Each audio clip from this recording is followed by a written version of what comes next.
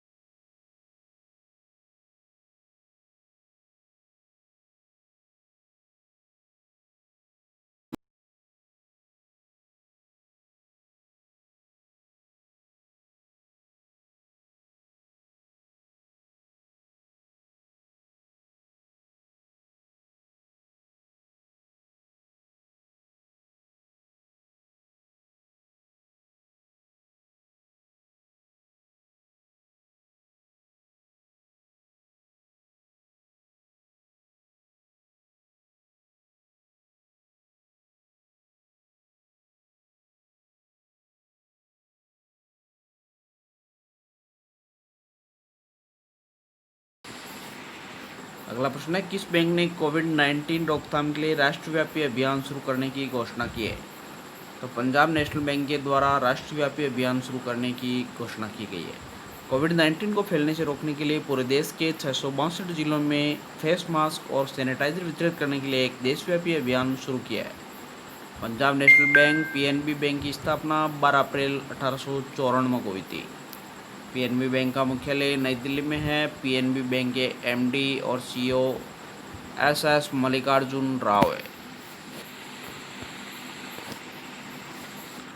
अगला प्रश्न है, हाल ही में सूरज कदे मर्दा नहीं नामक पुस्तक किसके द्वारा लिखी गई है? तो बलदेव सिंह के द्वारा सूरज कदे मर्दा नहीं नामक पुस्तक लिखी गई है। यह पुस्तक स्वतंत्रता सेनानी उधम सिंह के कई पहलुओं का वर्णन करती है। इस पुस्तक को यूनिस्ट्रॉक्स ने प्रकाशित किया है। अगला प्रश्न है, रेल मंत्री ने पूर्वोत्तर राज्यों की सभी राजधानियों को कब तक रेल नेटवर्क से जोड़ने की घोषणा की है? तो रेल मंत्री ने पूर्वोत्तर राज्यों की सभी राजधानियों को वर्ष 2023 तक रेल नेटवर्क से जोड़ने की घोषणा की है। भारतीय रेलवे की स्थापना 16 अप्रैल 1853 को हुई थी। भारतीय रेलवे का मुख्यालय नई दिल्ली में। वर्तमान रेल मंत्री पीयूष गोयल है। रेलवे बोर्ड के वर्तमान अध्यक्ष विनोद कुमार यादव है। अगला प्रश्न है, केंद्रीय ऊर्जा मंत्री आर.के. सिंह ने भारत के किस शहर में पहला ई चार्जिंग प्लाजा शुरू किया है? तो भारत का पहला ई चार्जिंग प्लाजा नई दिल्ली में प्रारंभ किया गया है। भारत की राजधानी दिल्ली में केंद्रीय ऊर्जा मंत्री आर.के. सिंह ने ऊर्जा दक्षता को बढ़ावा देने के उद्देश्य से इलेक्ट्रिक मोबिलिटी पहला ई चार्जिंग प्लाजा शुरू किया है। एनडीएमसी के साथ मिलकर EESL ने मध्य दिल्ली में भारत का पहला सार्वजनिक इलेक्ट्रिक वाहन चार्जिंग प्लाजा स्थापित किया है।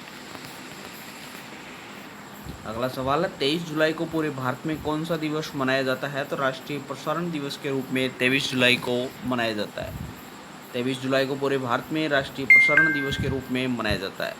वर्ष 1927 में इंडियन प्रसारण कंपनी ने मुंबई स्टेशन से रेडियो के प्रसारण की शुरुआत की थी, जिसे आज ऑल इंडिया रेडियो के नाम से भी जाना जाता है।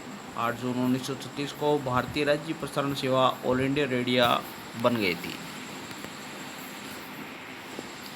अगला प्रश्न है, वाडा ने भारत की नेशनल डोप टेस्टिंग लैब के सस्पेंशन को कितने महीने के लिए बढ़ा दिया है? तो 6 महीने के लिए वाडा के द्वारा डोप टेस्टिंग लैब के सस्पेंशन को बढ़ा दिया है।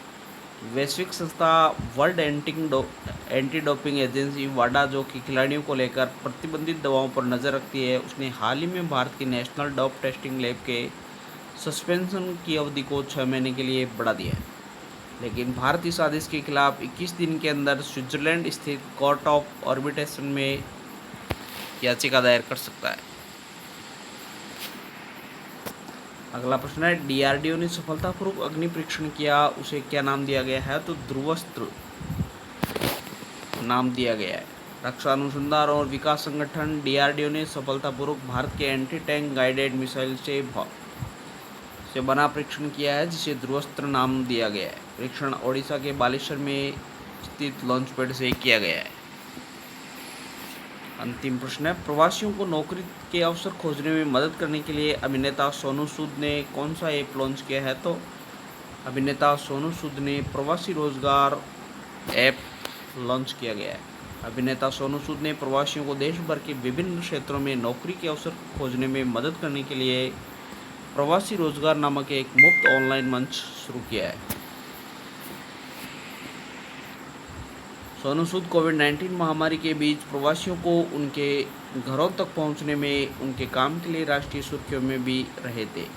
ऐप नौकरी खोजने के लिए सभी आवश्यक जानकारी और सही लिंक प्रदान करेगा। ऑनलाइन प्लेटफॉर्म में निर्माण, परिवहन, स्वास्थ्य देखभाल, इंजीनियरिंग, बीपीओ, सुरक्षा, ऑटोमोबाइल, ई-कॉमर्स और लॉजिस्टिक्स सेक्टर से जुड़ी 500 से अधिक प्रतिष्ठित कंपनियां हैं जो नौकरी के अवसर प्रदान करती है।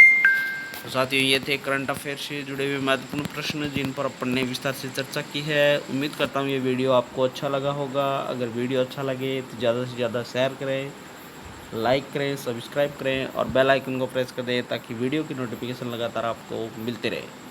Thanks for watching. Thank you.